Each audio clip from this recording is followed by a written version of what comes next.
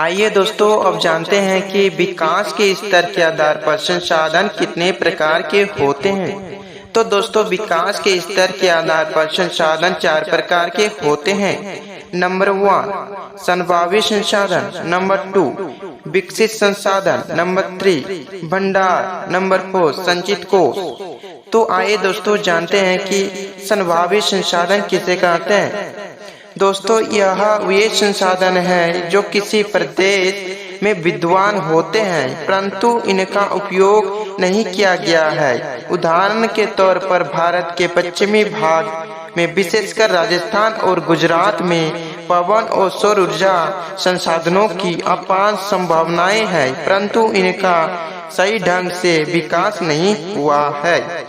इसी प्रकार के संसाधनों को ही संभावित संसाधन कहते हैं। आइए दोस्तों, अब जानते हैं कि नंबर 2 विकसित संसाधन किसे कहते हैं। दोस्तों, ये संसाधन जिनका सर्वेक्षण किया जा चुका है और उनके उपयोग की गुणवत्ता और मात्रा निर्धारित की जा चुकी है उसे विकसित संसाधन कहते हैं। जैसे कोयला, पेट्रोलियम आदि विकसित संसाधन कहलाते हैं। आइए दोस्तों, अब जानते हैं कि नंबर 3 भंडार संसाधन किसे कहते हैं। पर्यावरण में उपलब्ध वे पदार्थ जो मानव की आवश्यकताओं की पूर्ति कर सकते हैं परंतु उपयुक्त प्रौद्योगिकी के अभाव में उसकी पहुंच से बाहर है, उसे भंडार कहते हैं, यानी भंडार संसाधन कहते हैं। उदाहरण के लिए जल 2 गैसों हाइड्रोजन और ऑक्सीजन का यौगिक है। हाइड्रोजन ऊर्जा का मुख्य स्रोत बन सकता है परंतु इस उद्देश्य से इसका प्रयोग करने के लिए हमारे पास उन तकनीक का ज्ञान नहीं है। इसी प्रकार को भंडार कहते हैं, यानी भंडार संसाधन कहते हैं।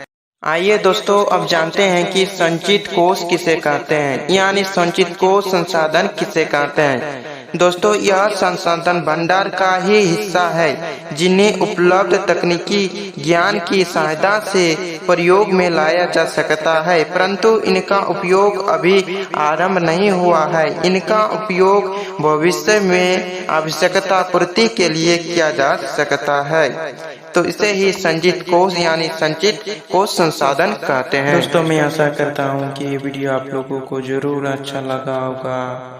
दोस्तों, ये चैनल को सब्सक्राइब जरूर करना क्योंकि दोस्तों यहाँ पर अनेक प्रकार की शिक्षा दी जाती है जिसका प्रयोग करके हम लोग अपने गोल को पूरा कर सकते हैं, अपने सपने को पूरा कर सकते हैं। Thanks friends for watching the full video. Goodbye दोस्तों।